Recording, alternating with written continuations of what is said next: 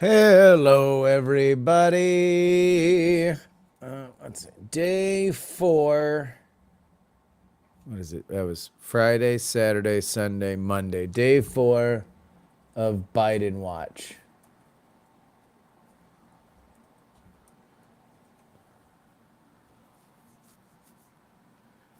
There we go. Hi, everybody. Welcome to the stream. Good Lord. Where do we find ourselves? It's July 1st. And it is the Democratic Party that is considering declaring themselves independent of their presumptive nominee, Joseph Robinette Biden Jr. What we are seeing is nothing short of a quiet contemplation of a coup. Is it a good idea? Is it possible? How does it happen? Well, all of those are questions that will be answered as we move forward. But here's what I will tell you unequivocally. It's not done. The restraints apparently started working on Morning Joe this morning when I walked into my office to get ready to go to the gym. I have the quad going. And there was a full campaign commercial, a full demonstration of Joe Biden's record and debunking the lies of Donald Trump on the debate stage.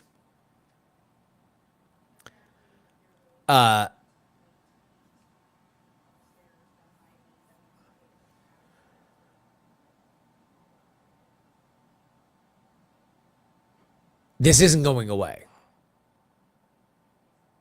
Like, you're not going to just talk it away. You're not going to order people to stop talking about it. Because here's what's going to happen. And we know it's going to happen because the Biden campaign is already messaging that you should not freak out when it happens. We're going to see some bad poll numbers. You've already seen today Gretchen Whitmer apparently telling the White House that she believes that Michigan is lost.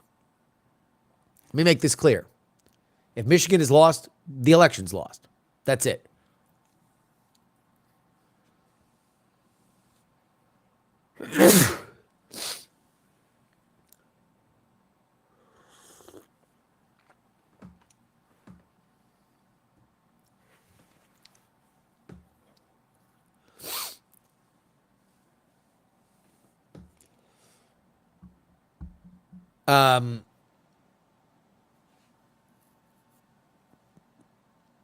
And here's why I say that.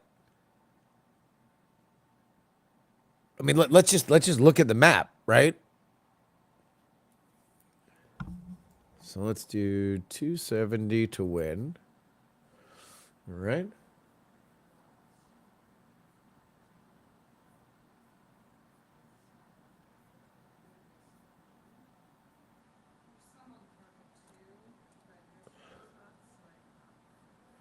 All right. And then we will do Real Clear Politics.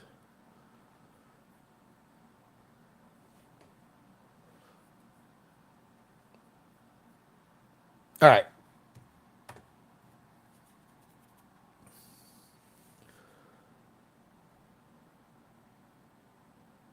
So let's just take a little stroll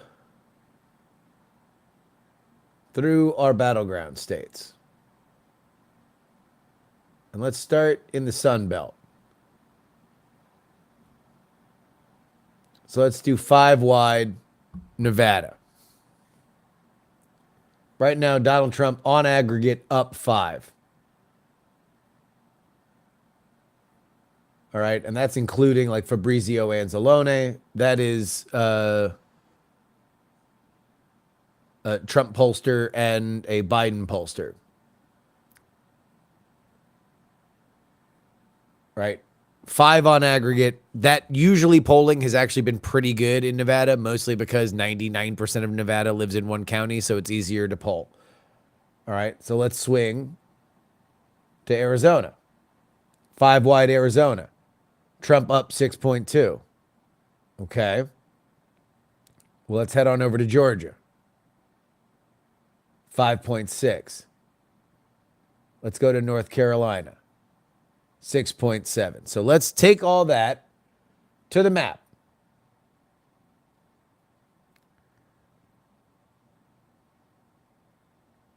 We're going to put that into the Republican side, and let's have it lean.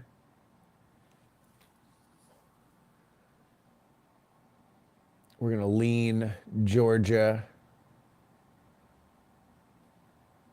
Well, we're at 268. Okay?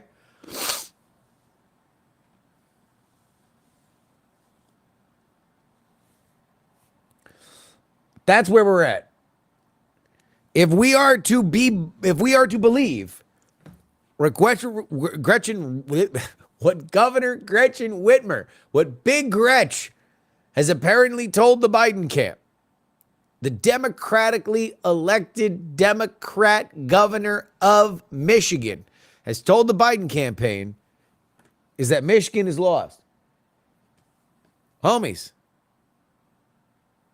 the numbers don't lie, and they spell disaster for you at Sacrifice. 283.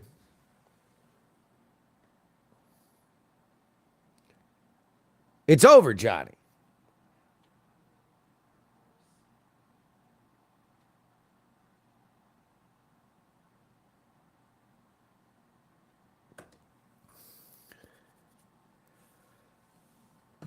Look, you don't got to like Gretchen Whitmer. I'm telling you that this is what's leaking out into the press. This is what's leaking out into the press.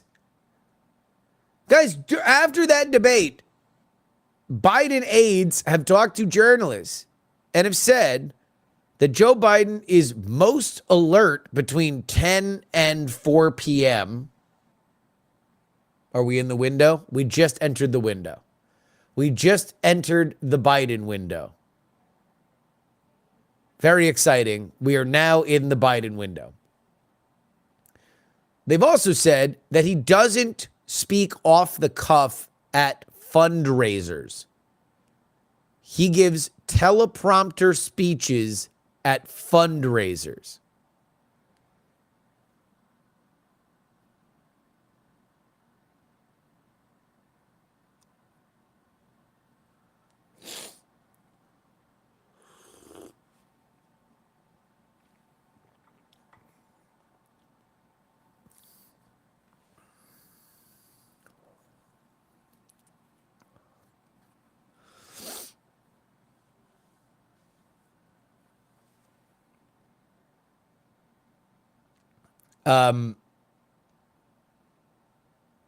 I don't know who's running this campaign. I don't know who talks to the New York Times. Okay, look, I'm going to show you these two things. This is insane to me. Okay? I'm just going to, here we go.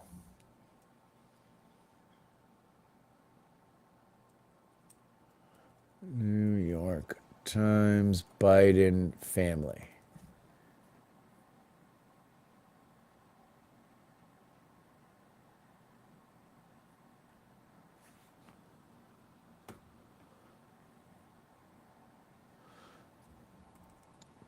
Biden family tells him to keep fighting as they huddle at Camp David. This is my favorite part. One of the strongest voices imploring Mr. Biden to resist pressure to drop out was his son, Hunter Biden, who was on crack, said one of the people informed about the discussions, who, like others, spoke on condition of anonymity to share internal deliberations. I can only imagine that commentary. Hey, Dad, you're really going to fuck up my art prices if you drop out. So can we just get to the end of the season? We're right around the corner from Art Basel, and I got to move these. So just stay in for now. As soon as the Venmo's clear, then you're good to go. But I got a lot of big shows coming up. It's gallery season, Dad. We got to make sure that I'm on the top of my game. There's no way people are going to buy my art if you're not president. But here's what I want to point out. Look, that's a joke. I mean, Hunter Biden was on crack. He filmed himself doing it. But a son can have love for a father and believe that his father is capable. A family should not. I don't want to be 81. And even if I'm making a mistake, I want my family to be in my corner, or at least be telling the press that they're in my corner, whether or not they really are. This is my problem. This is my problem.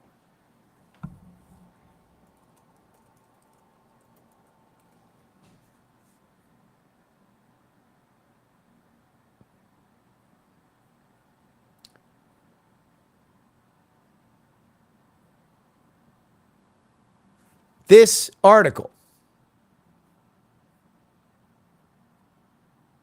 the Biden family tells him to keep fighting as they huddle at Camp David. Today, literally today, which means that if you're the president, if anybody is going to stop something from getting out, the power of the White House, pretty powerful. Nobody thought to stop after that was the story on Sunday. This being the Vogue cover. Jill Biden, we will decide our future. We will decide our future. You will not decide our future. We will decide our future. We are at Camp David getting our pictures taken by Annie Leibovitz, and we will decide our future. You will not. You fools! Fools! Believe that Joe Biden should be replaced. We will decide. The Council of Elders. Hunter Biden, Jill Biden, James Biden. Yes, we will decide our future. Don't worry. Don't worry. I'm on the cover of Vogue, and we will decide our future. I know that's not what they meant. I know that that's a disingenuous way to look at it, but you're in crisis mode now.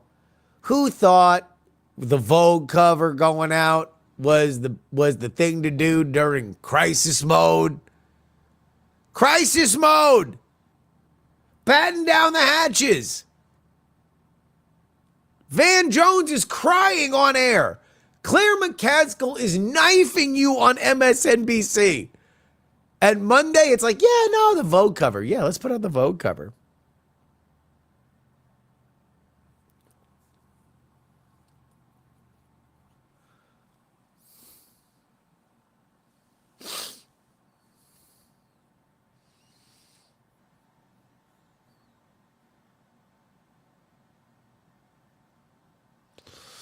They're going to announce the Trump immunity decision in the next few minutes. Yeah, well, we'll be here for that.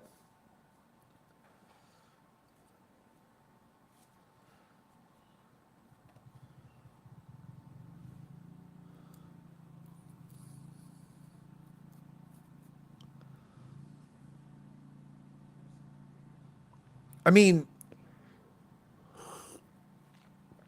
Joe Biden's going to be the nominee. Because Joe Biden would have to step down for him to not be the nominee, and that's not happening. That's not happening. Because we have decided. We have decided.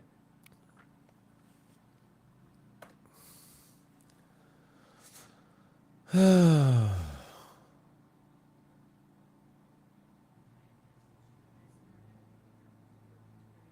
die. I don't want to think about that, though.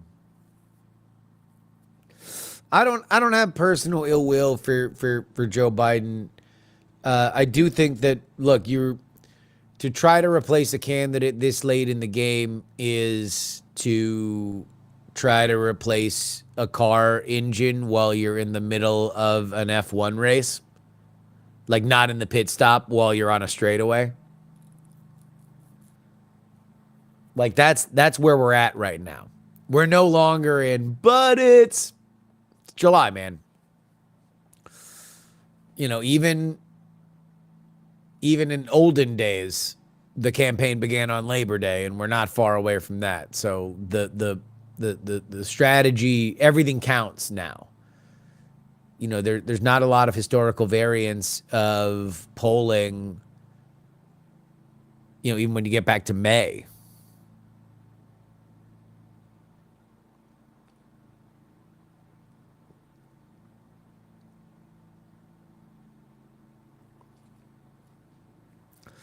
Can he pre-sign a pardon for Hunter? I mean, look, you know, we'll see where that lies.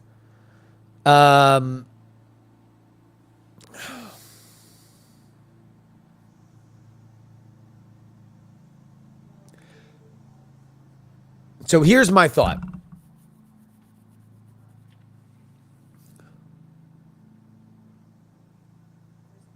I believe that there's an opportunity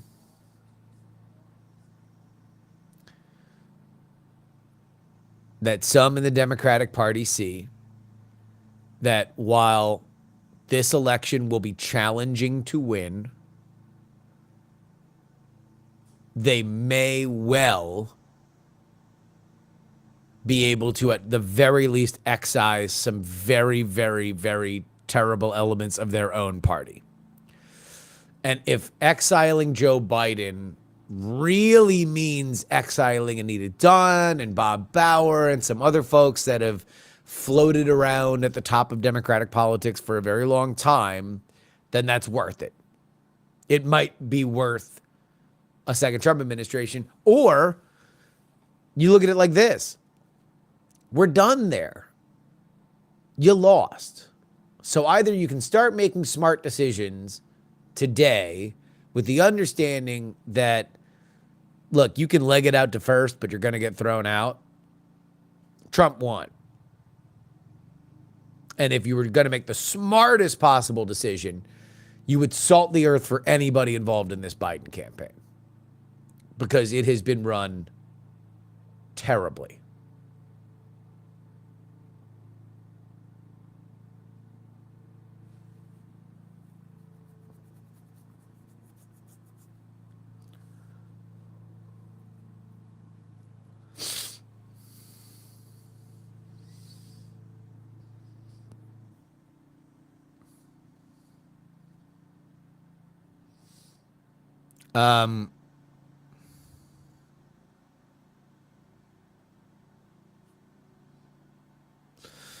Where are the jury mores? We'll get one. I don't know. We might get one done tonight. It's just, you know, it's been busy around here. We're trying to get a lot done. This weekend, Jen Briney and her husband Joe actually did one of the kindest things that has ever happened in our lives for Ashley and I. They just came and like painted the nursery. It was so nice. It honestly is kind of like, it really stayed with me, but it's incredibly nice. And so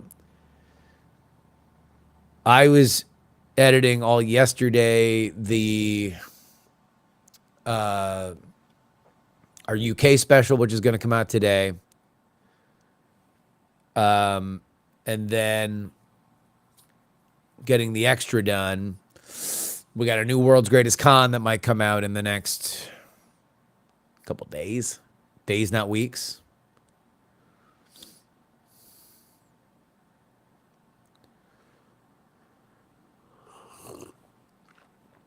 So, a lot on the plate. Along with the continued preparation for the baby. Heaton ain't painted shit.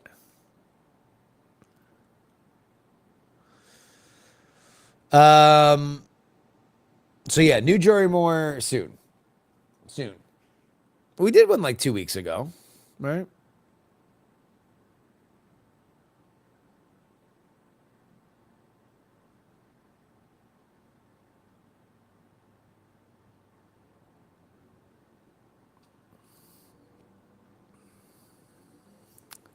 Am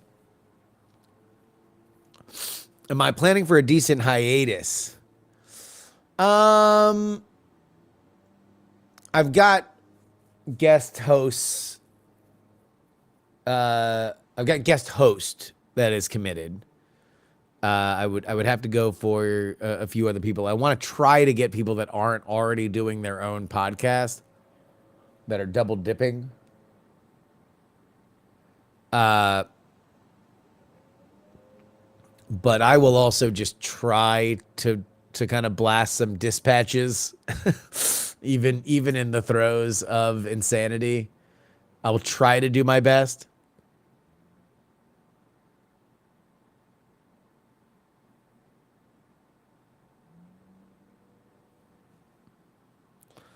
But I'm going to take off as little time as possible, to be totally honest with you, because this baby has to know that that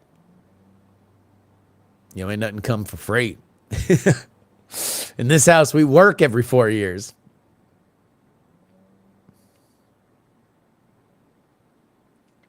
Oh, you will definitely. There will be one of me holding the baby.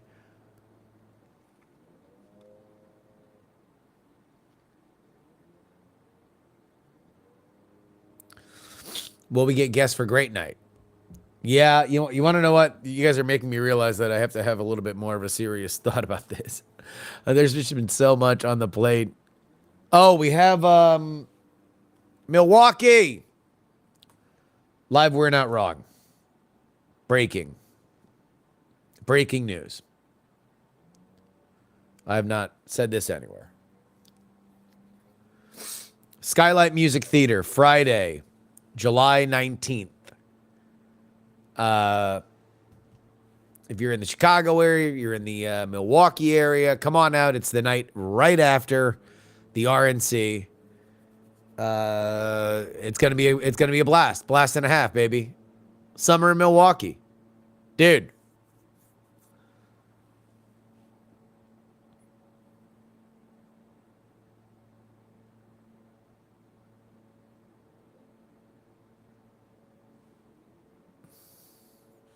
Jill needs pressure. She will cave soon.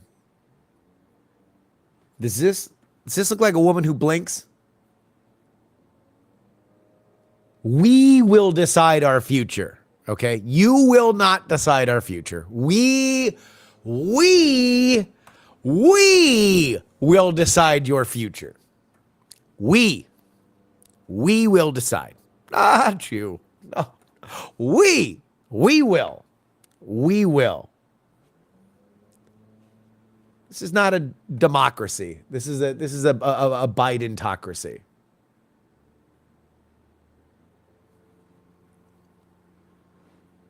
She does kind of look like Myra Rose.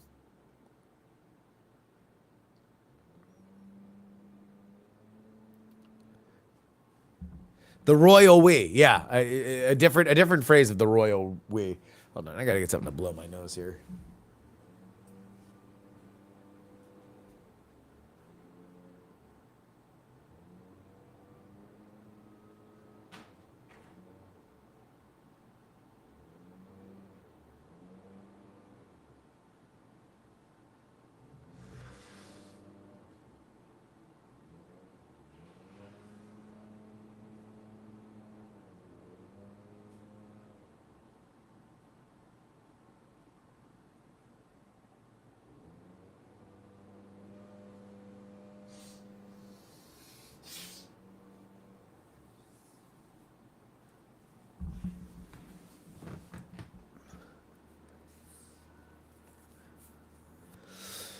How much cope is really happening in the blue camp today?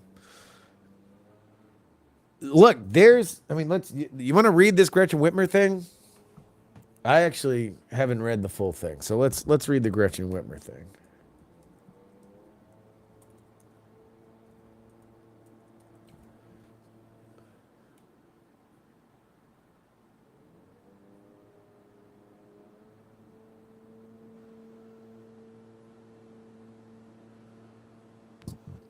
This, according to Jonathan Martin. For those of you who are not familiar with his game, Jonathan Martin is a very well-respected reporter. Senior political columnist and politics bureau chief. When Michigan Governor Gretchen Whitmer telephoned a senior official with President Biden's campaign on Friday night, she wanted to convey a clear message. She hated the way her name was being floated as a replacement for Biden, and she wasn't behind the chatter. Whitmer's conversation with the official, campaign chair Jen O'Malley Dillon, was cordial but awkward by its very nature. In the aftermath of the president's disastrous debate performance last Thursday, no would-be replacement has been the receipt of more wish casting among despairing Democrats than the second-term Michigan governor. Whitmer, recognizing as much, disavowed the draft Gretch chatter. She used the call to reiterate her commitment and willingness to help the president, but also voiced her concern about how much more difficult the campaign would be now for Biden. I'm told by a person familiar with the call. Even more revealing is how word of the call reached me from someone close to a potential 2028 Whitmer rival for the Democratic presidential nomination. This person said Whitmer had phoned O'Malley Dillon with more of an ambiguous SOS to relay that Michigan in the wake of the debate was no longer winnable for Biden.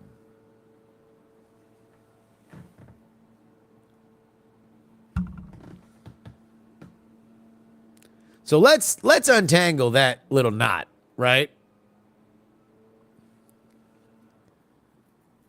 Gretchen Whitmer called Jen O'Malley Dillon.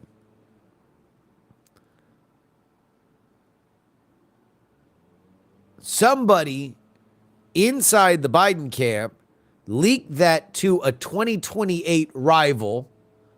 Let's do the list. Gretchen Whitmer, Josh Shapiro, J.B. Pritzker, all the retreads, Amy Klobuchar, Pete Buttigieg, name them, right? That such political blowback has already taken place illustrates how badly her rivals want to wound Whitmer by portraying her as disloyal to Biden in his hour of need. It also captures what an extraordinarily precarious moment this is for the well-stocked bench of Democratic governors who are eager to succeed Biden. No Democrats, at least this side of Biden and Vice President Kamala Harris, have had more at stake in the president's fate than the governors. Oh, I got some people.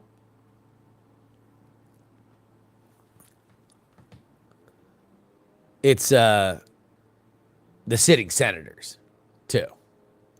If people start screaming and yelling about this, it's going to be because you're going to see bad Senate polling numbers, which have up till now been pretty good. But let's go ahead and take a look. Polls. I've got polls.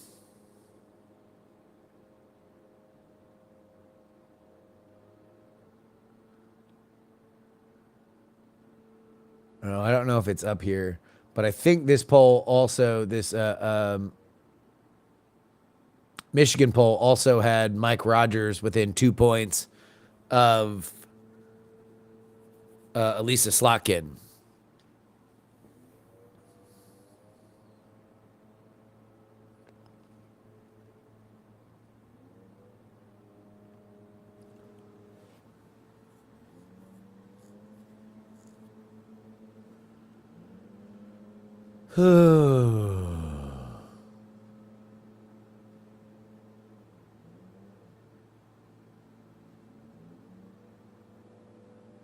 These are the polls to watch, by the way.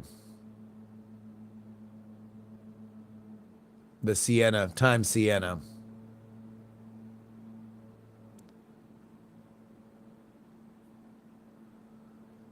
Those are pretty much now the most respected.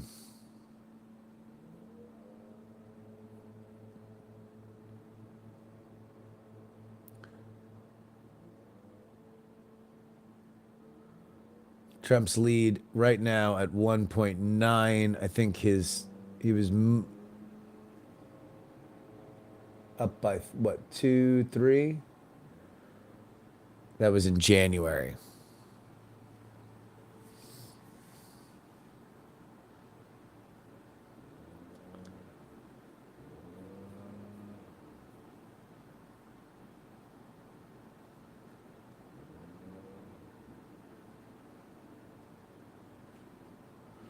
I mean, right now Trump's up 0.6 in Wisconsin.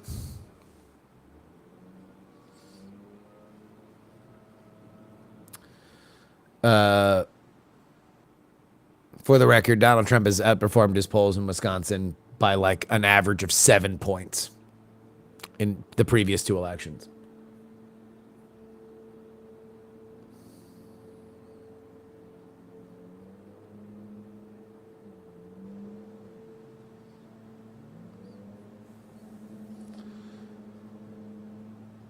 And meanwhile,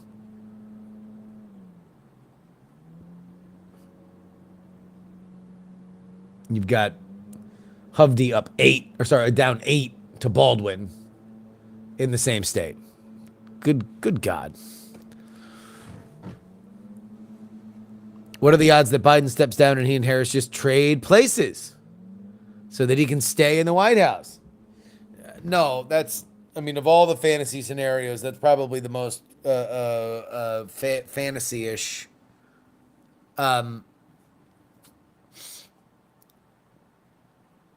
Joe Biden is going to be the nominee. He is going to be the nominee. He will not step down. That is my stated position. That is what I believe.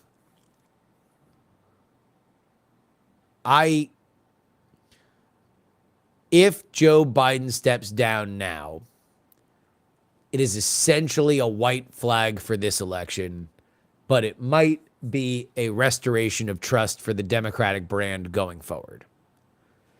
Because,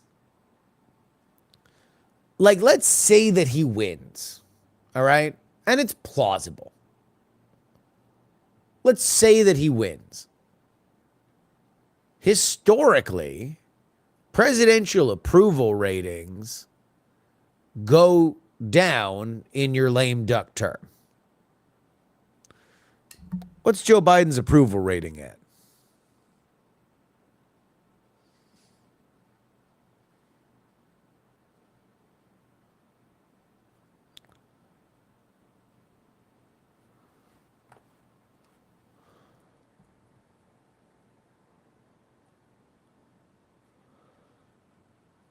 He's sub 40,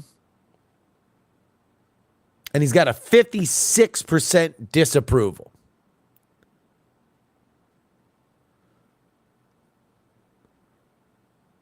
Depending on the poll, yeah, he's anywhere in the low 40s, high 30s. He's on aggregate under 40. Where does it go from there? Like,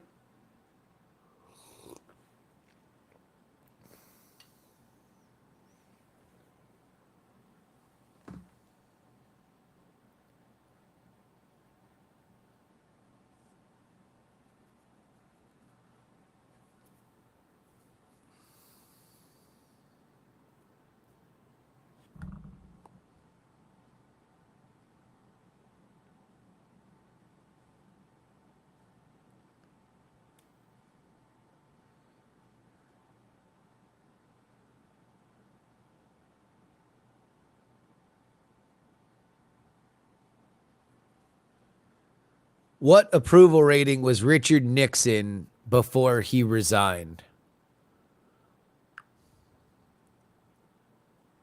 Richard Nixon's approval rating was around 24% before he resigned in August 1974. Like, it's plausible that he gets to Nixon level Nixon level approvals ratings. Hold on. What was this?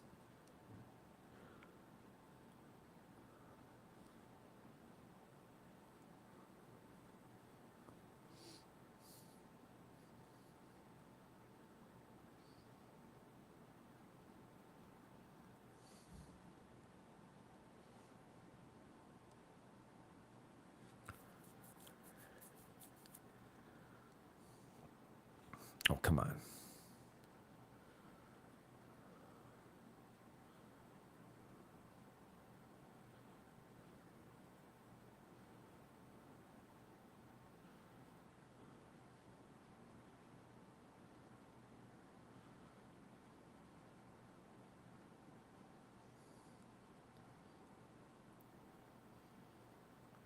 Richard Nixon's disapproval was 66% when he resigned. Biden is 5 off from that.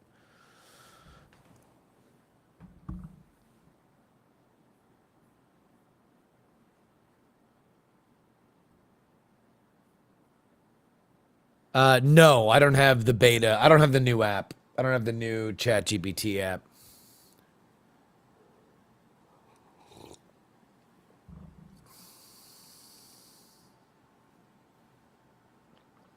We have not seen post-debate approval ratings, right? Have we? No, we have not. Very curious to see where this goes.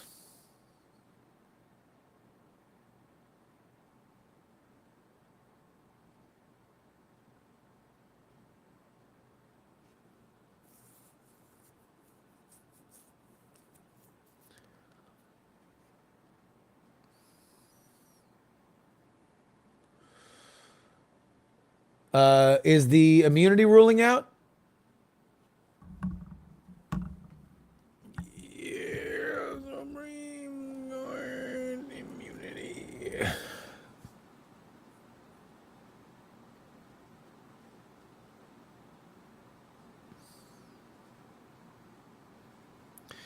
Diplomatic immunity. Donald Trump is immune from criminal charges for official actions, but not unofficial actions. The court has essentially wiped out the Jeff Clark related portion of the Trump indictment.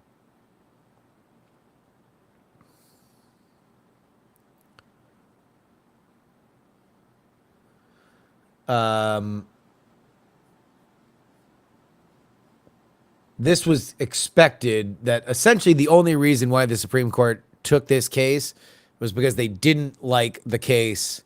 They didn't like the ruling from the lower court, which essentially showed that there was no immunity. There was no presidential immunity. So they are carving out what official acts are.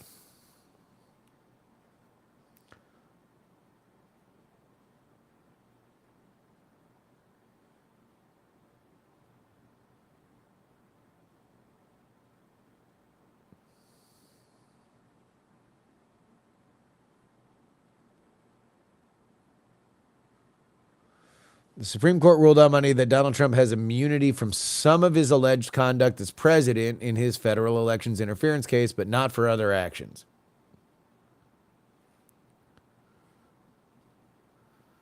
The justices rejected Trump's broad claim of immunity, meaning the charges will not be dismissed, but said some of the actions closely related to his core duties as president are off limits for prosecutors. This case poses a question of lasting significance.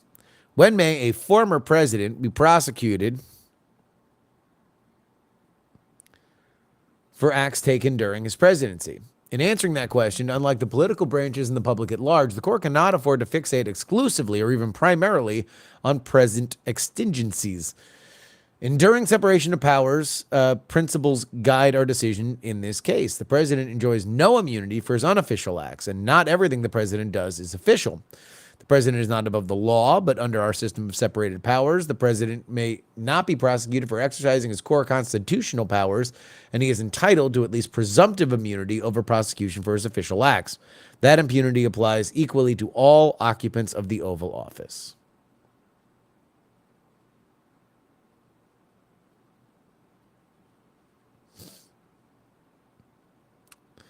It's a lemon party outside of the White House, or outside of the Supreme Court today.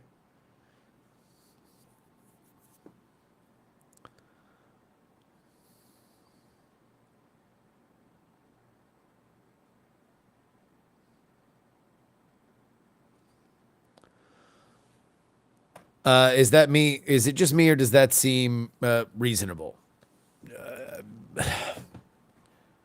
Look, I mean, we're going to have a lot of immunity experts will be logging on, and they will tell you very confidently what is or is not the thing.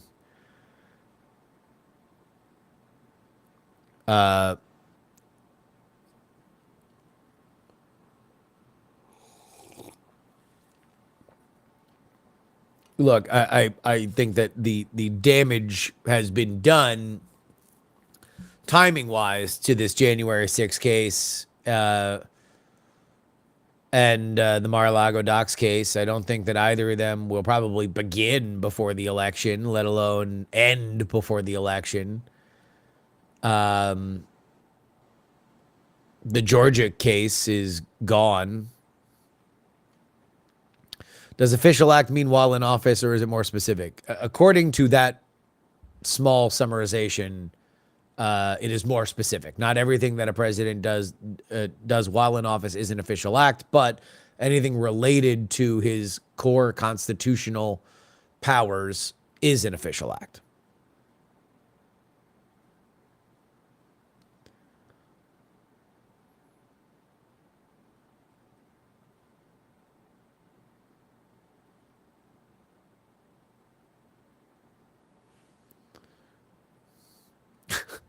Really, it's in the way that you use it. It comes and it goes.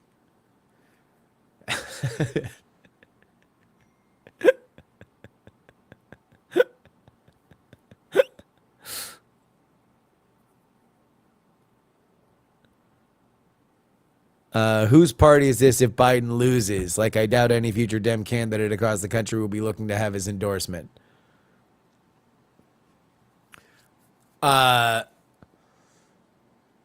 I mean, the Democratic Party for longer than the Republican Party has been an organization of succeeding warlords. The Republican establishment used to be very powerful within the Republican Party, and then one weird Chungus came in and overturned that whole apple cart.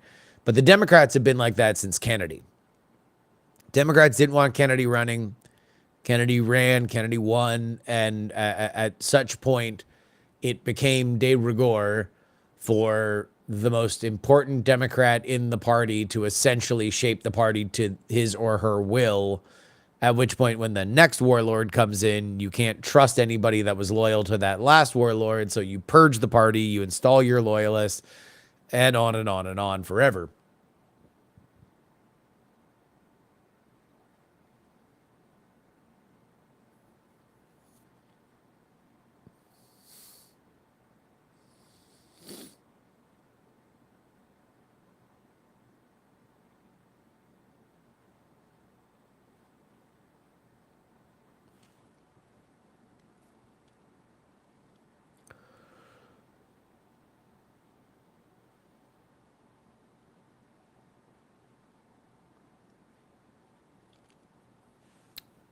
Well, let's see what the Twitter reaction is.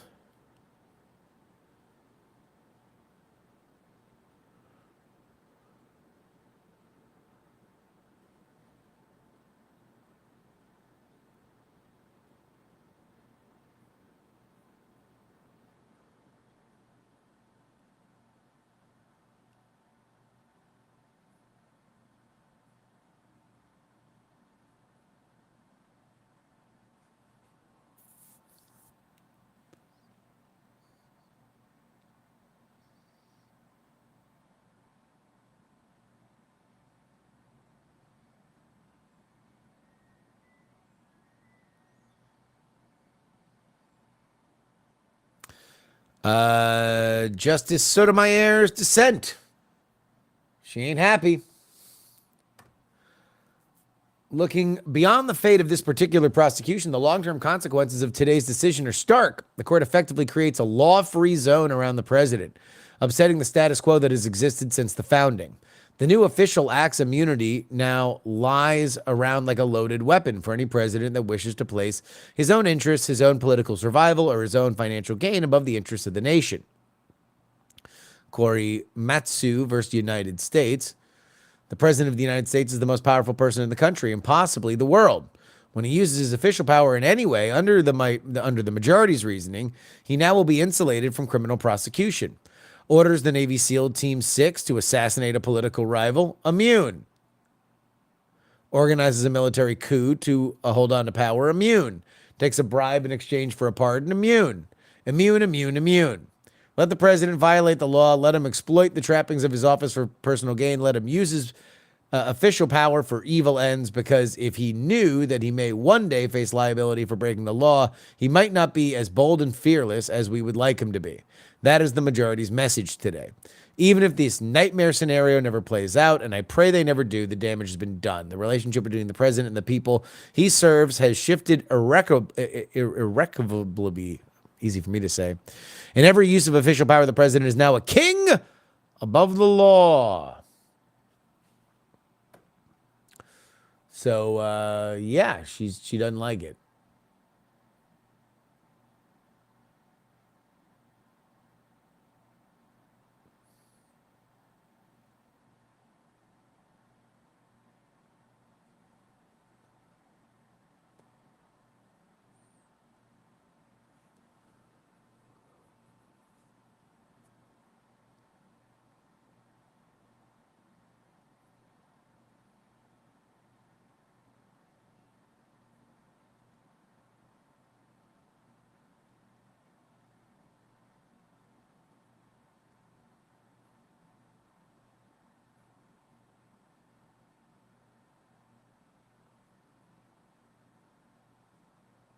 I mean, this is really what matters for many. Supreme Court sends Trump's immunity back to the court in Washington, dimming prospects of a pre-election trial.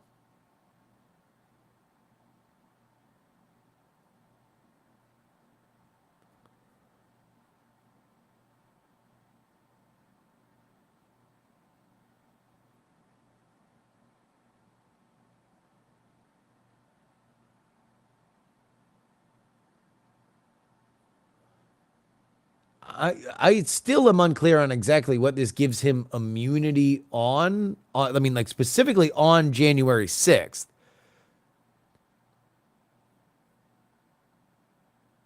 You know, the fake electors seem to be the heart of that case, but maybe I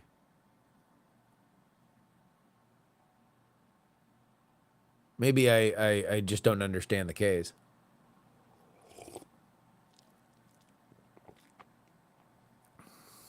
This entirely partisan decision makes it look really bad. I mean, you know, this ain't the first or the last of this court's 6-3 decisions.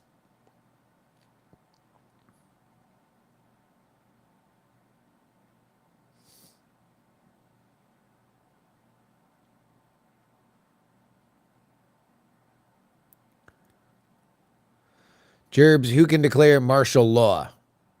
I don't know. I don't know who can declare martial law.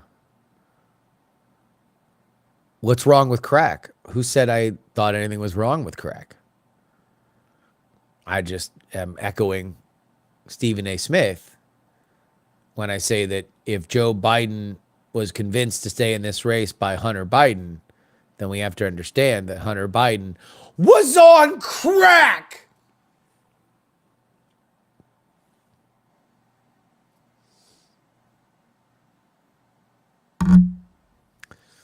I guess the law too. The law does say that crack is whack. Oh, also Joe Biden's crime bill. Joe Biden's crime bill, very specifically. Oh, it had some harsh penalties for crack.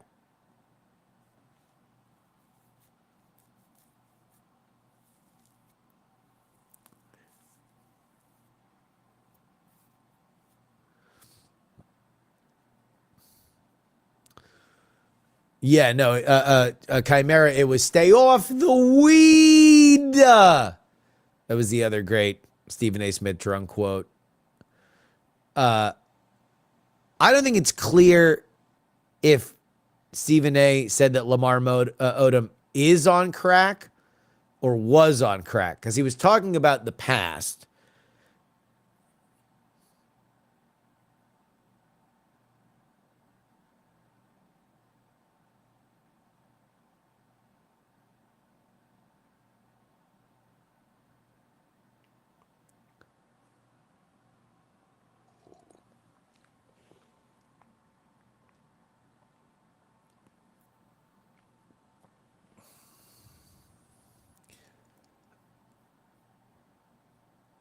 I mean, to Sotomayor's dissent,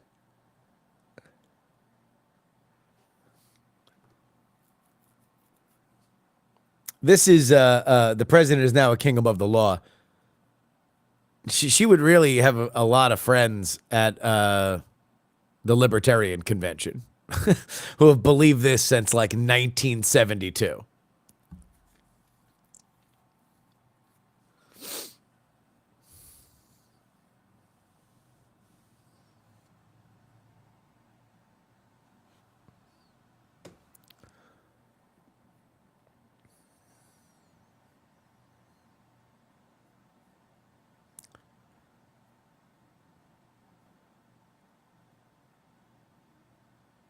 I feel like the reason the reason tweet to this should just be the just the Sotomayor quote, and then the James Franco noose meme of just first time.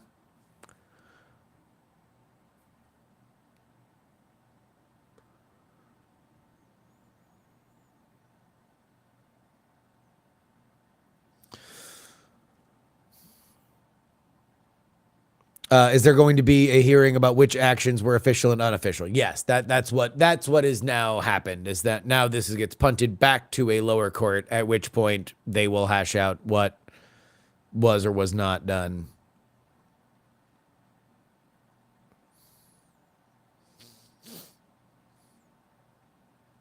Who has less dignity?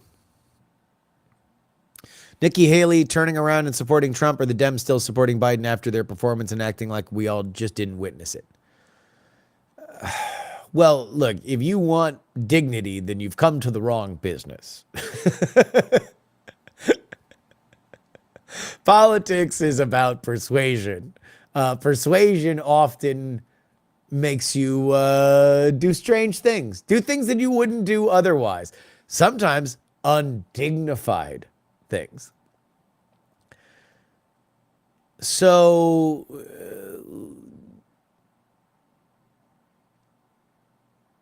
I wouldn't say dignity is how I would judge it. Nikki Haley saying that she's going to support Trump, or she's going to vote for Trump, is predictable because she was never going to run for anything outside of the Republican Party. And also remember, you don't really find friends on the other side when you switch sides. There's a sugar high, but you're going to get tossed eventually because you haven't put in as much equity as everybody else has. So that's why Nikki did what she did. It makes a lot of sense. The situation now is fascinating because it does seem like the Democrats are more inclined to do something than they have been for the last year and a half. But you also, there's an argument to say that dude is so stubborn, you can't just yell at him to step down because that's the fastest way for him to not step down.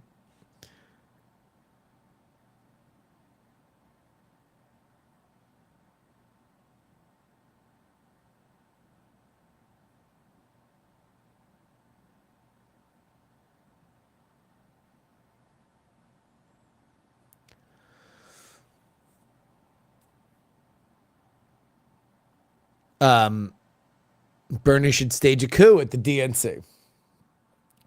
I mean, here's anybody who thinks that they want an open convention has not studied history. There's a reason why those things were banished from the land. If you think that it's going to solve your problem, it will not. It will be a therapy session. It will get a lot of repressed anger that certain elements of the party have against each other. But that's the argument for a primary too, is that like you get your yayas out. An open convention is that compressed into 4 days. And then eventually you get Debbie Wasserman Schultz on the 8th ballot.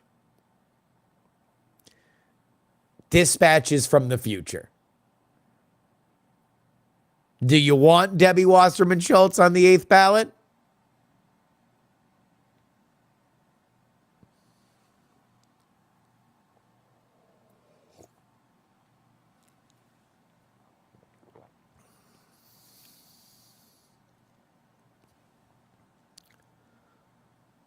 Everybody knows that the convention in Chicago doesn't matter. The super delegates pick the winner. Democrats scream the word democracy, but their process says otherwise. But what if the super delegates disagree? Again, there's always been an element of the party deciding for the Democrats. But if they hate each other, if they can't agree, and look, if it's an open convention and you got the Newsom people, you got the Kamala people, you've got the Gretch people, let's throw Josh Shapiro in there.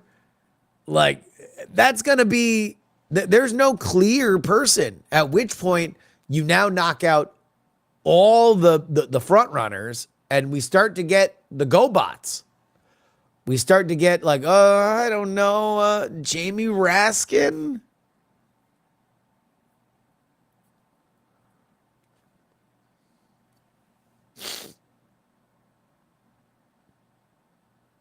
Have my thoughts on the boys changed? What were my last thoughts on the boys? We have not seen the new episode, the newest episode.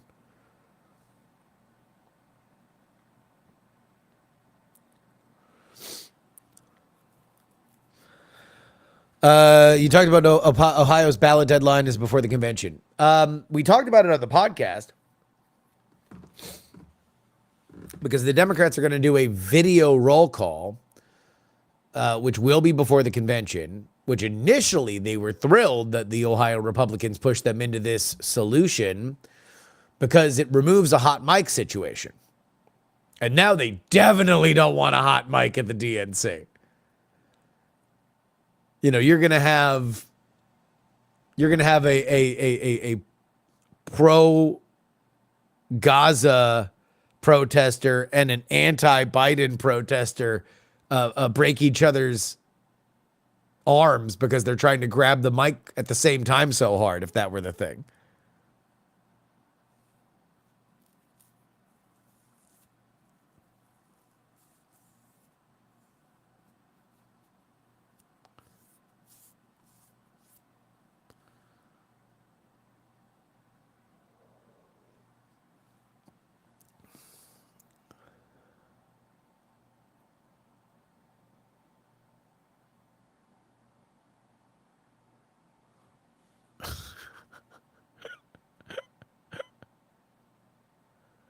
Am I not streaming on the X?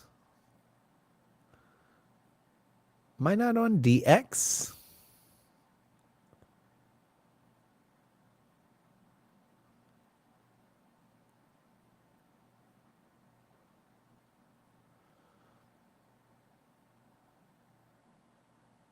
Doesn't that rule out any floor votes?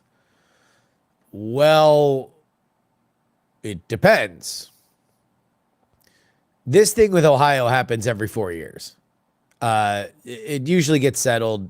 This time, the Democrats decided to use it as an excuse to take away the idea that there would be a live mic. Oh, no, we're on X. My boy, Tony Caruso. My brother, Tony Caruso, who is I've known since high school and is welcoming a bouncing baby girl in the same month. How fun is that? Known each other since high school, and we're going to have a kid in the same month. How fun is that? How fun is that? That's pretty crazy. Or at least we think we are going to have it in the same month. Who knows? They're early in the month. We're late in the month. But he's like 3 weeks ahead of me.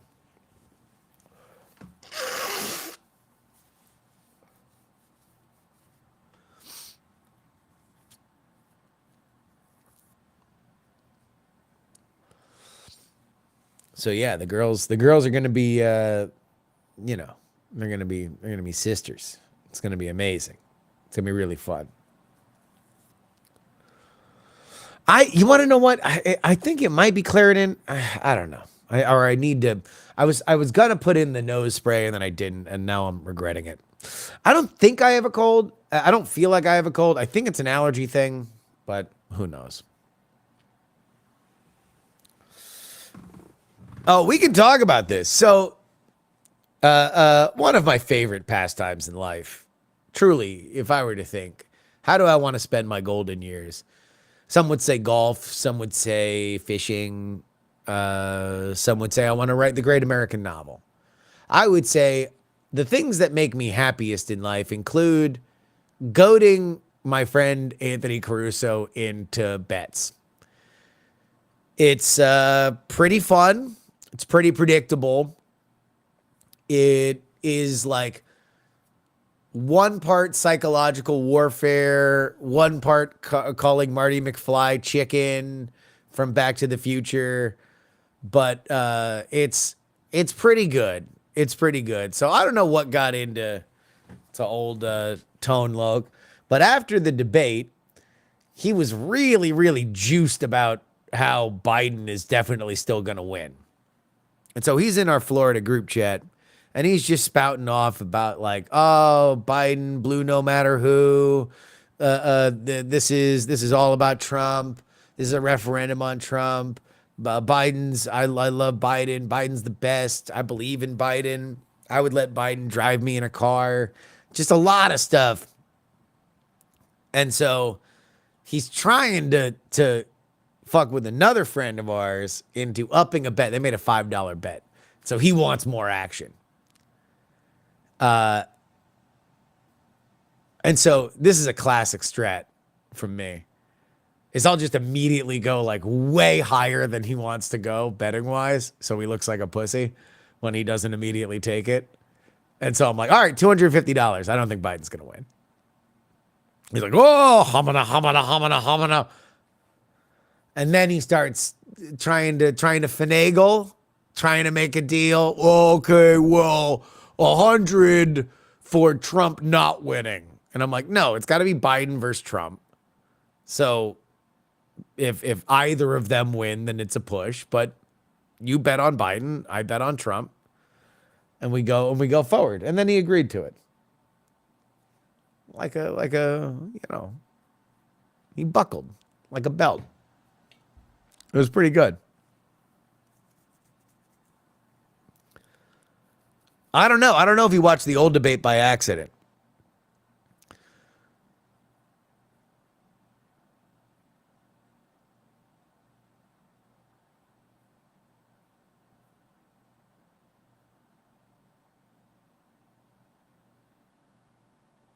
I never liked Biden. He was 10th on my list during the primaries. He's fine, but it's honestly, I agree, anybody but Trump. Yeah. I mean, look, I think that there's definitely a huge contingent there. I don't, the bet that I made was largely so I could have something to talk to Anthony about while we are both sleep deprived because we're going to have newborn daughters. The argument for either side is the following. The pro-Biden side is this. Donald Trump is unelectable.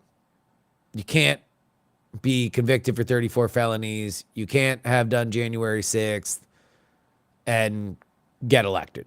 It just ain't going to happen. He does not have the base. He does not have the independents. They have scattered. They have run.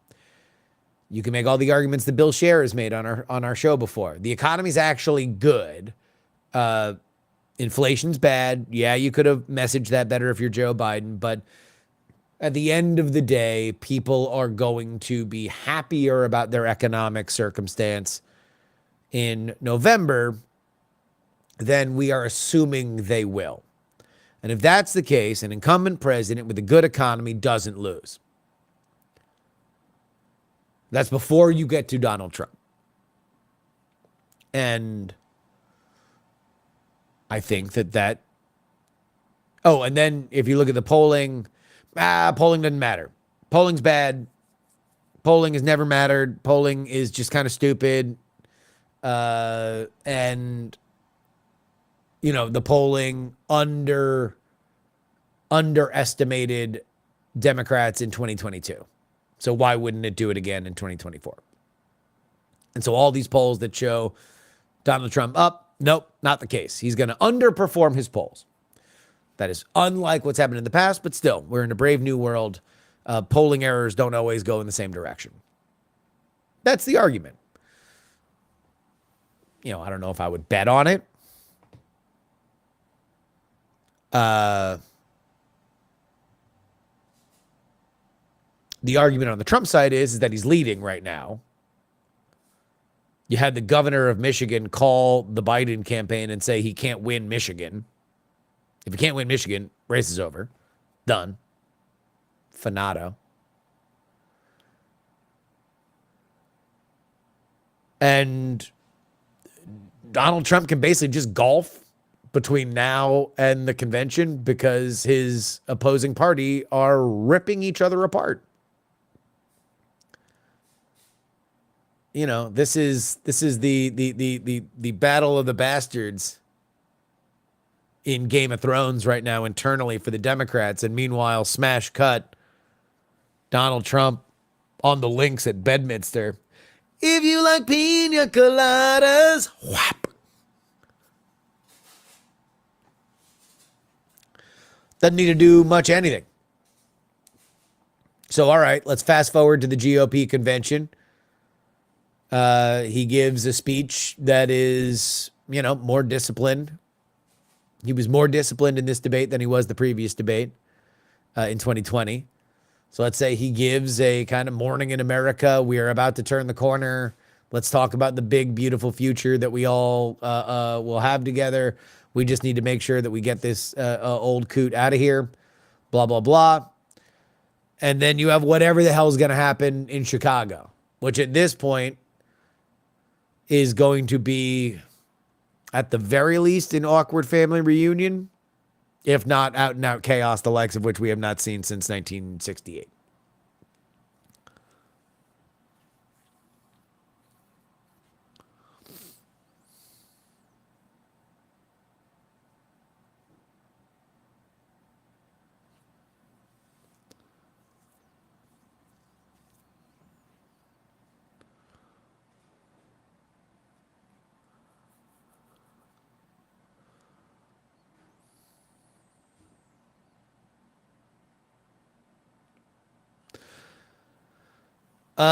But yeah, otherwise it's just going to be, as if I need more at stake for this election. It'll just be nice to talk to my friend.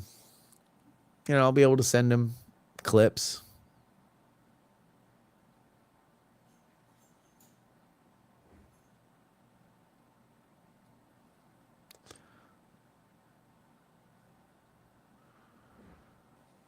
Yeah, the Project 2025 stuff is, I don't know. I don't know what to make of that. The Chevron thing is interesting. There's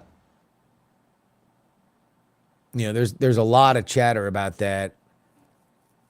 I think the case they ruled on, it's hard to say that you can't be sympathetic to the people that were getting charged like $700 a day.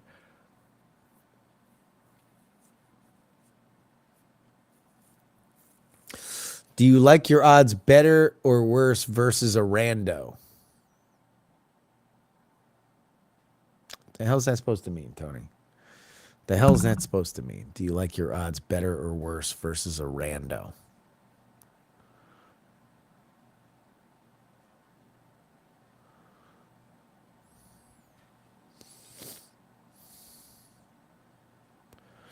Yeah, I mean, I do think that all the hype around Project 2025 is essentially an in-kind donation for the Heritage Foundation.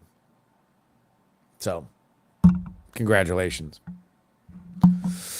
Oh, if Biden goes away. So number one, if Biden is not the nominee, I win the bet.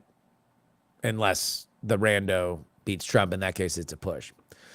So, I think it's really, really, really hard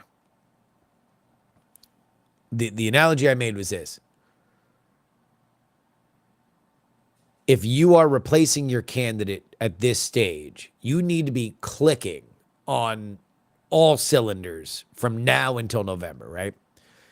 So to try to replace a candidate is like trying to replace a car's engine when you're on an F1 straightaway. It might be impossible, and it'll probably get you killed. The reality is replacing your candidate now is acknowledging that you're probably going to lose anyway. And so you would rather humiliate people that got you into this situation for the future and start to build trust in your party again because you feel that it has been tremendously damaged by the handling of the president. So if he gets pulled or he leaves, no one's going to pull him out. Nobody can, right? So it's Joe Biden doesn't run. Every deep state conspiracy is real. We've been telling you this. They've been lying to you. The Democrats have been lying to you. Why are you going to trust them now? They lied to you. If he doesn't leave, then that means every verbal stumble, every little brain fart is now a week-long story. And I don't think that we're going to see a reset to norms on the questions of like, is he fit for office now?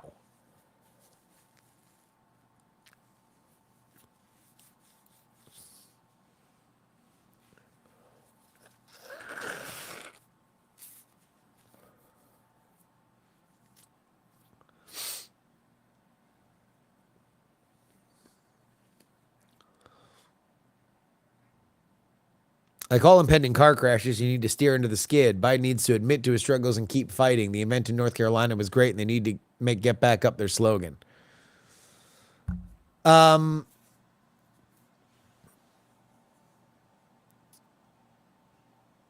know, he's gonna be the nominee. I just think you need to be pairing a lot of this stuff with other news. You need to make other news. So the more that the conversation is about his acuity, the worse things are. What you need to do is show him doing presidential things and then sprinkling in things that make him look more together.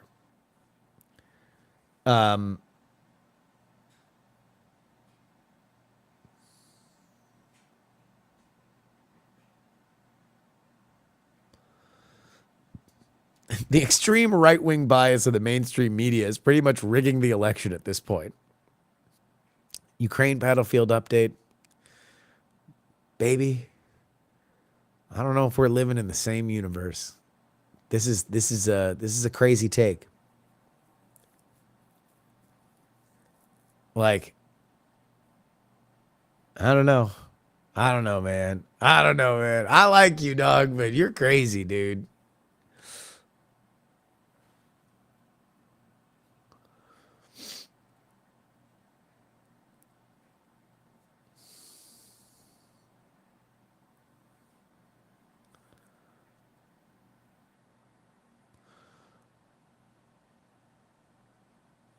We're living the same years. I trust and respect you, but you've gone off the deep end. Oh, no. Oh, no. I've gone off the deep end. You want to stay on the deep end, right? You want to make sure that you can't go off the deep end. Bad. Look, all I can ever do is offer you guys my perspective. And I would never expect, or rather, I would expect that sometimes my priors are going to differ from your priors. The one thing that I hope I can always do is have you guys know where I am coming from, and I hope to show my work. You know, there's often times that because I am a CIA level vibe sommelier, I'm detecting, you know, the kind of mood of the room. I'm trying to give you guys my best perspective on that. But in general, I like to kind of stick to the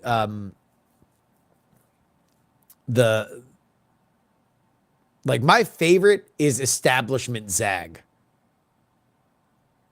To like zag from current wisdom based on historical precedents.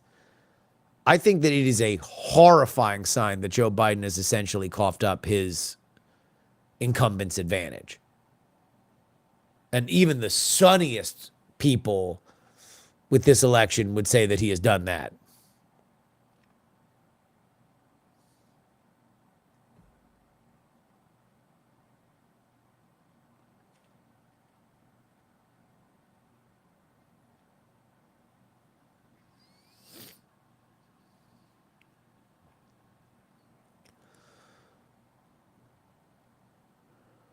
Here's the thing. 99% of people don't pay attention to politics. So when you cover what are people thinking constantly, you're tipping the scale because those people weren't feeling anything. They were neutral.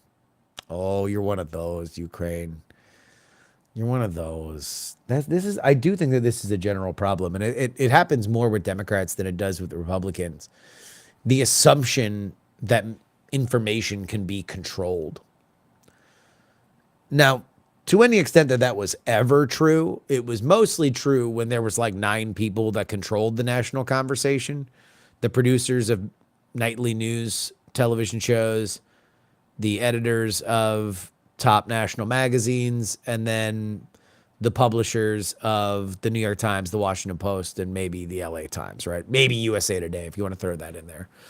But it was like 12 people, and they pretty much all knew each other, and they all knew the president.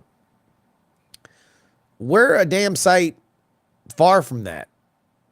We're in a world where Cat Turd 2 makes news, where literally anybody can release anything onto the internet, and there's a decent chance it hits all the right pegs on the Plinko board that everybody or a lot of people know about it.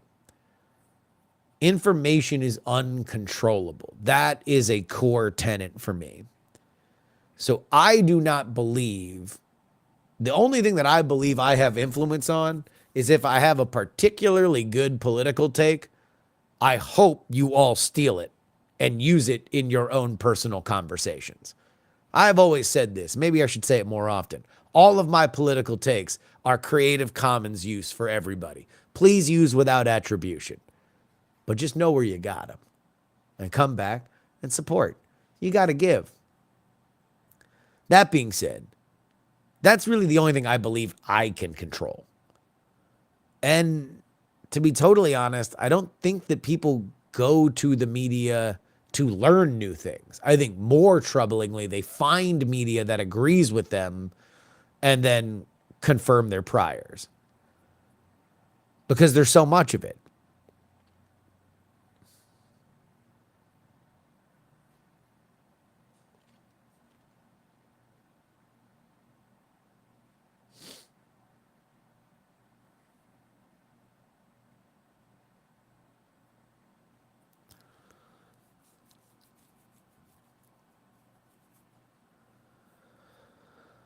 Like, for example, if you read the news and not follow Ukraine, you'd probably think that Russia is winning the war when they are losing by a massive landslide.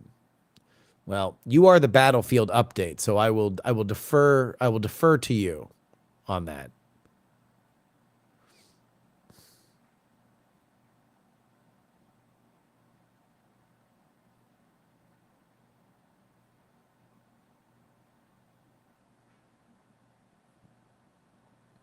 To that point, David McGraney has good stuff on the psychological failings of the information deficit hypothesis, the idea that other people would agree with you if only exposed to the information you think they're missing.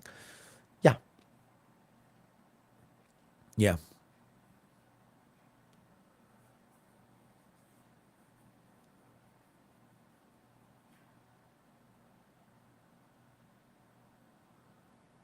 It's an election year. No one gives a shit about Ukraine. I mean, yeah, I think the biggest thing that matters domestically about Ukraine is how much money. And are we closer to world war? If you talk to, oh, I'm blanking on my boy's name.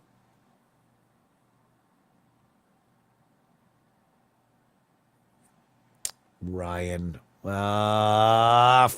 Fudge.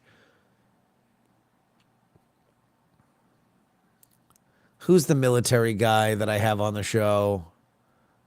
Ryan Macbeth.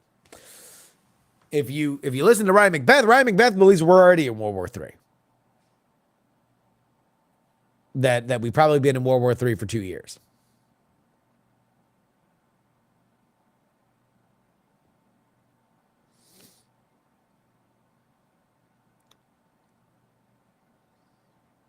So, I think that's what people care about. And can you imagine Gen Z getting drafted? Jeez Louise. Bunch of broccoli heads charging into the breach. Z-Day.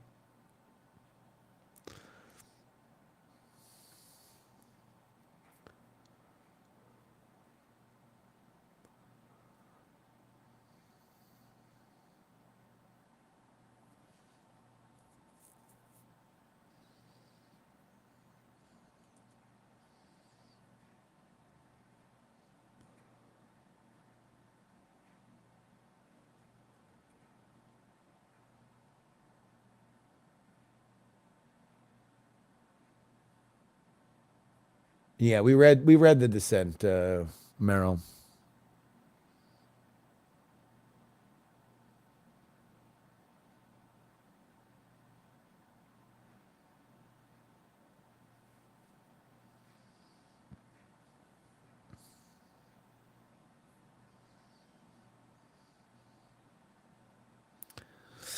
Um,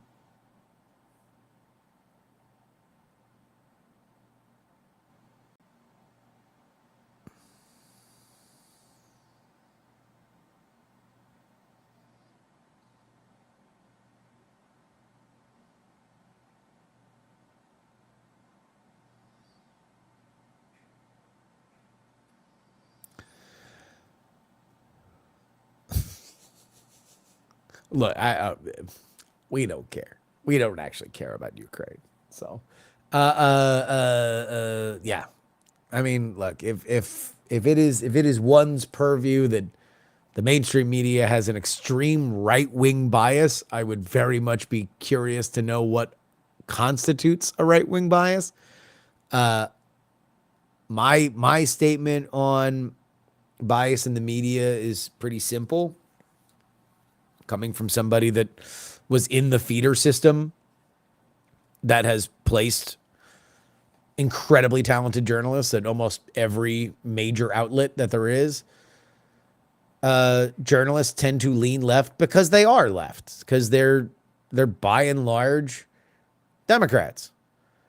Doesn't make them bad people. Doesn't make them biased, inherently biased. I think that the larger bias that we get, is from bias to access, especially in politics. Access journalism reigns. And so you are biased toward your sources. And oftentimes you talk to one side or the other. And so you are biased toward that. There is a certain tradition in political media that there is some advocacy journalism. That's, again, it's part of a balanced breakfast, in my opinion.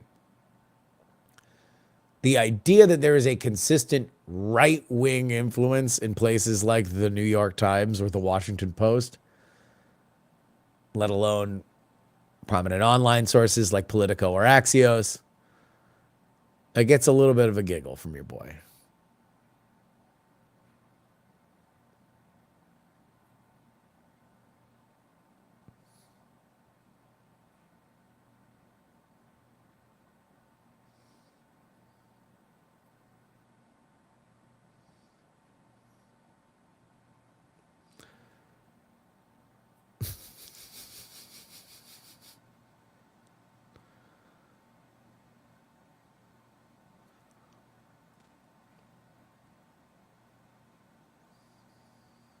Skibbity bomber, skibbity eagle.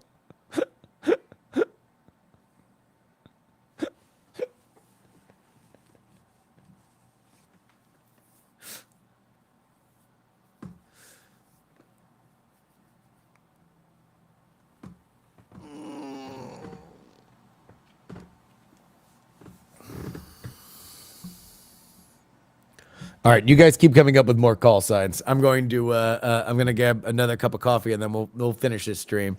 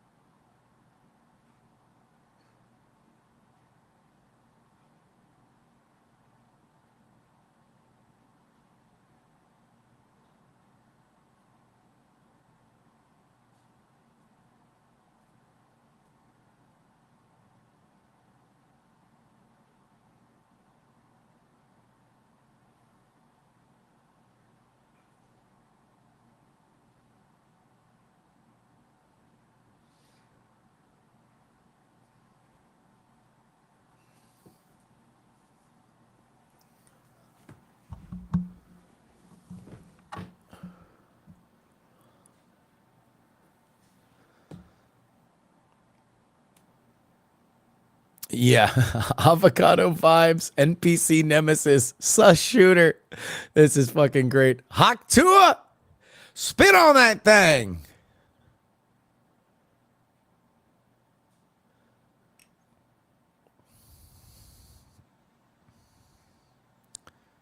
When can a president drone strike political opponents with no consequence? Oh yeah, right now.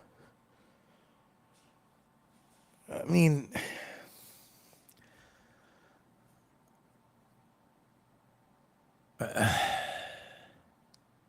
drip destroyer.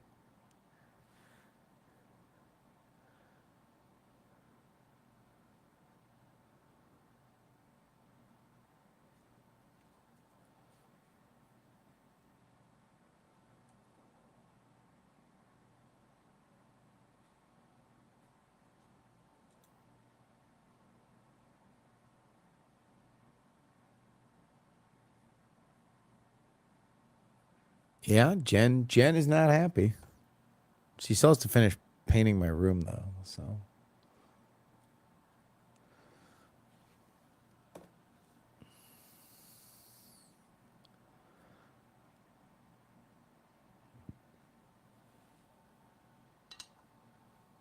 I mean,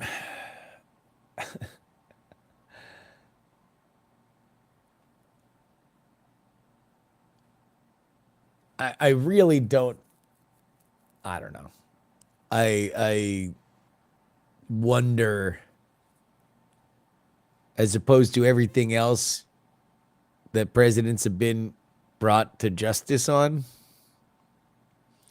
Jen is painting my room. Jen and Joe were doing some. They did the nicest thing that anyone's ever really done for this baby, and there's been such uncontrollable generosity that that really ranks up there. But yeah, her and her husband came over and just painted our nursery, like just took that off our hands, and it was so kind.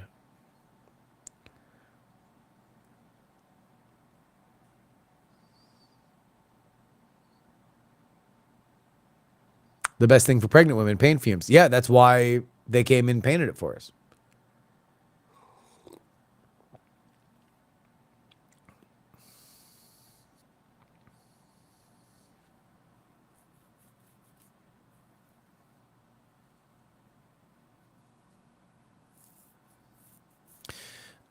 Jen is an absolute sweetheart.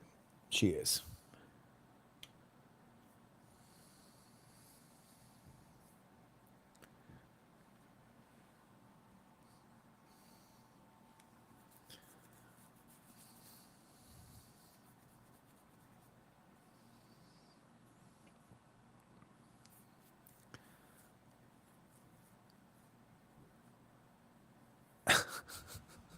Jen came back from Mexico and is painting your house. Uncontrolled migrants coming from the border for cheap labor. Uncontrolled. No, I have not checked her visa, but I will drop her off at the Home Depot when she's done.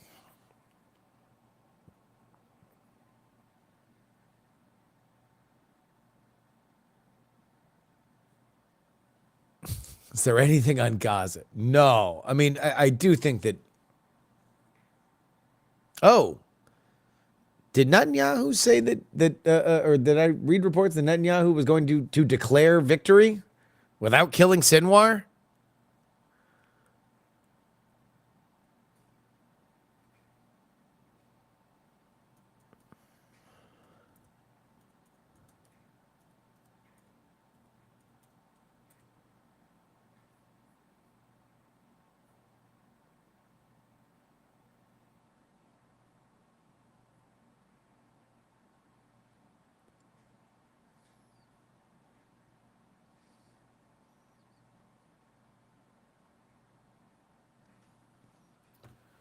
Maybe that was crazy. Is my Patreon $3 a week or $3 a month? It is $3 a week for the bonus stuff. That is 2 bonus episodes each and every week for the price of a cup of coffee. If you'd buy me a cup of coffee each week so I would talk politics to you, then that's what it is.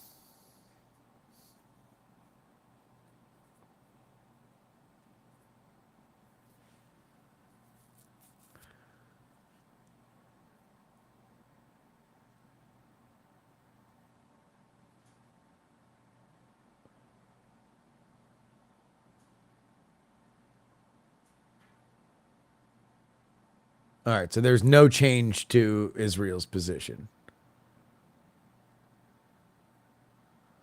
I mean, Hamas is the obstacle because Israel will eventually kill everybody in Hamas. I mean, remember, Israel was killing old men in Argentina in like the 80s. Those dudes do not forget. George, it is takepoliticsseriously.com. Again, that is takepoliticsseriously.com.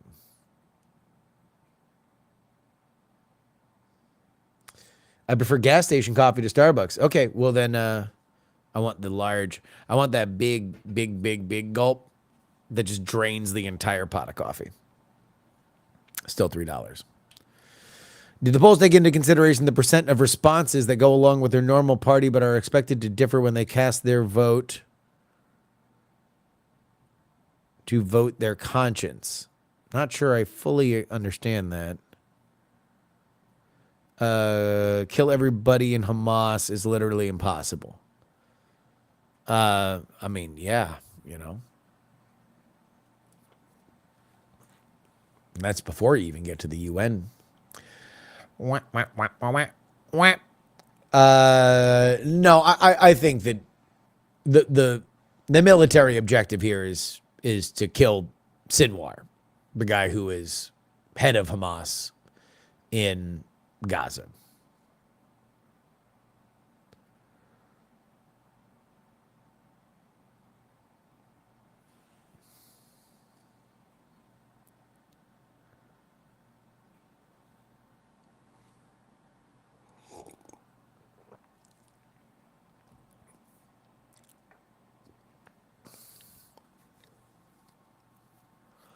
They can't make their version of SEAL Team 6 to take out Sinwar.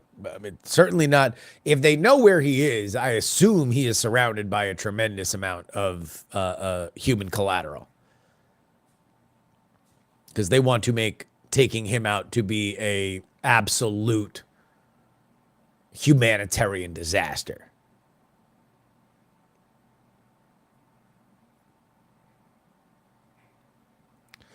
I mean, like, you're not going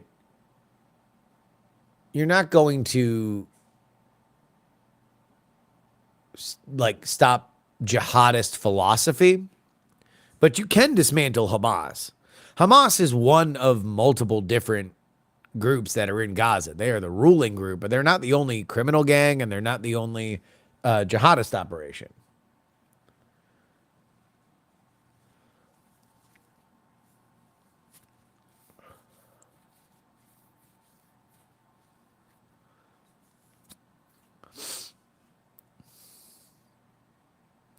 Donald Trump will bring peace to Gaza by Christmas. I was actually talking to a friend last night, just with that. Like, let's say he wins, then he's just trying to, like, fulfill all the stuff that he said he was going to fix by, his inauguration date. It's just like, I've just gotten off the phone with Yahya Sinwar, very religious man.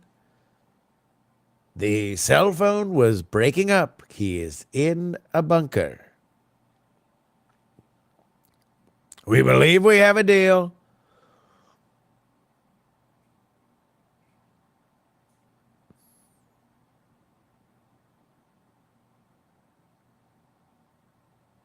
Kind of buy you 3 Coors Lights instead of a coffee. Coffee is dehydrating. I mean, I think so is Coors Light, but yeah, no, you're allowed. You can do whatever you want.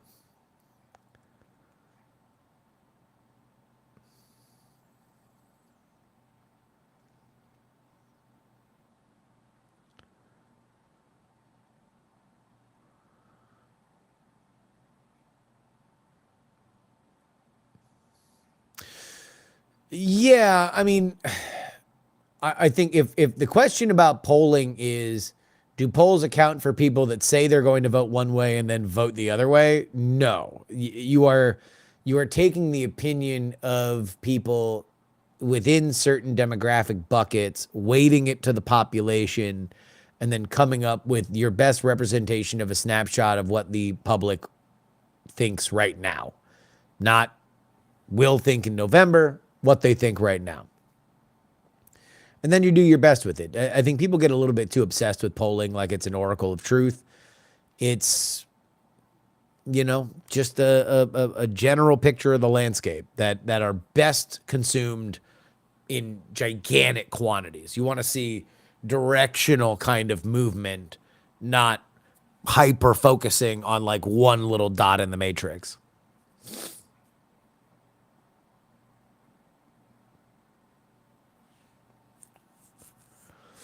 So not considered as a part of the margin of error. No, the margin of error, again, is based on the weighting of all the people that they have sampled, like of what could go wrong, their generalized idea of what could go wrong. If I am hearing you or reading you the right way.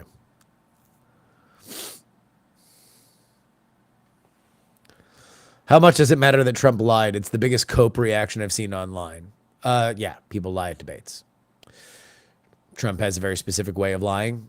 But like Biden's kind of gotten away. That was the other part of the debate, is that beyond the presentation, I don't think he was great on the substance either.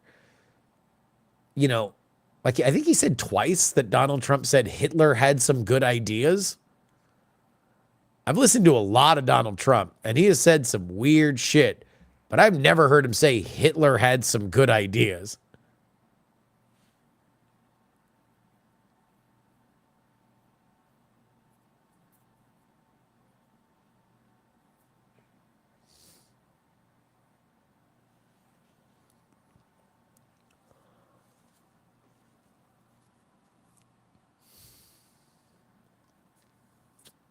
Yeah. That was yay.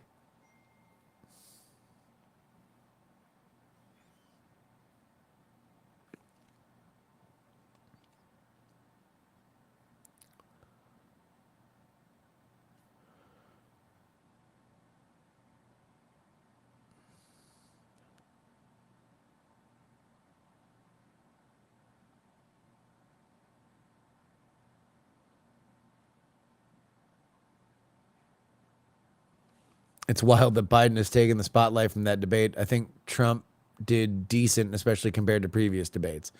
Yeah, I thought he had a C plus. I mean, I don't think he was fantastic, but he was good in the first 10 minutes when I think the entire impression of the debate was kind of baked. Well, I'll be talking about the French and UK elections in future episodes.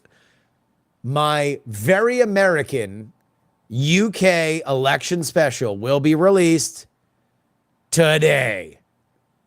All-star cast, myself, Tom Merritt, Will Harris, Manveen Rana of the podcast The Story from the Times and the Sunday Times of London, and Liverpudlian comedian Sam Avery.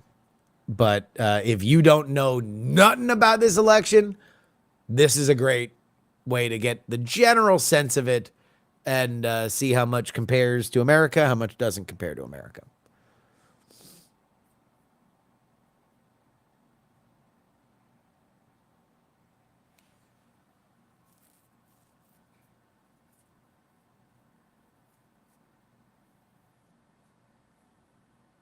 We are getting some Brit input. Yes.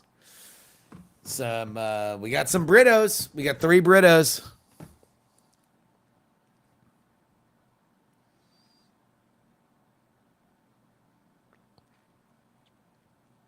Similar to America, they have an incumbent that I don't know how the hell they're running their campaign.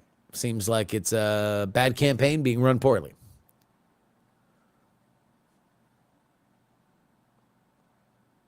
What would Rush have said last Friday?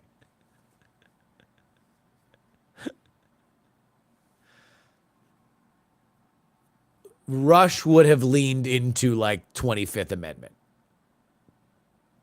Rush would have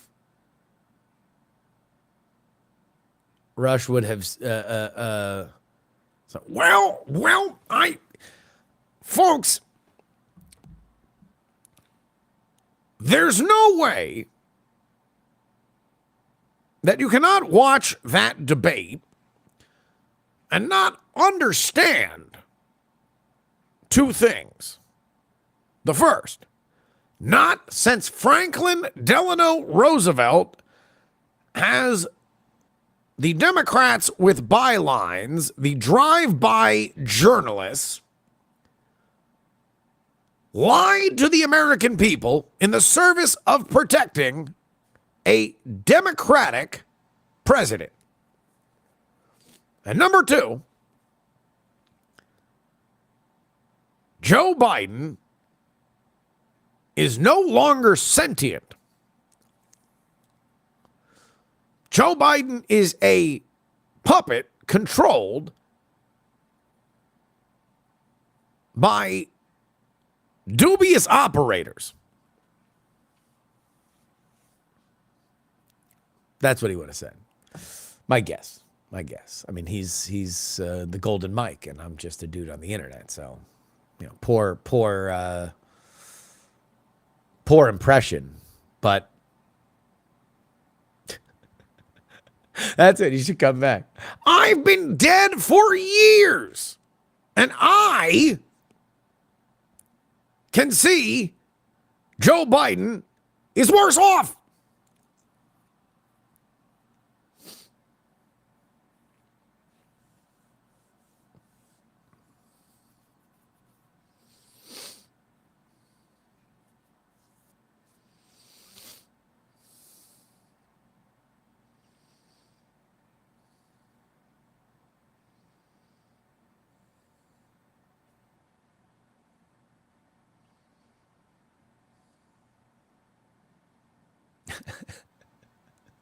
Come to the sound of my voice, Joe.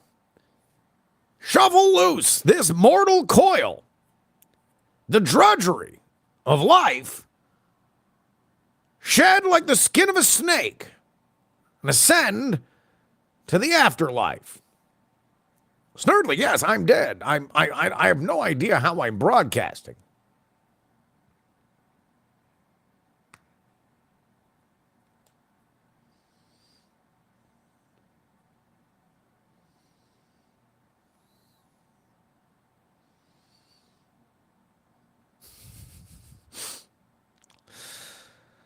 All right.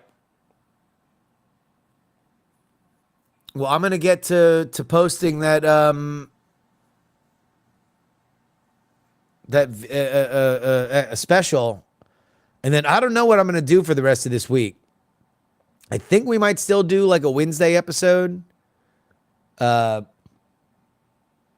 there's obviously so much to cover. We have not done like an actual post-mortem, and I do want to just capture some of this energy that's been happening.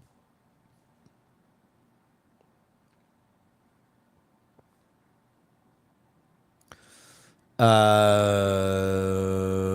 yeah. All right. That's it. Peace.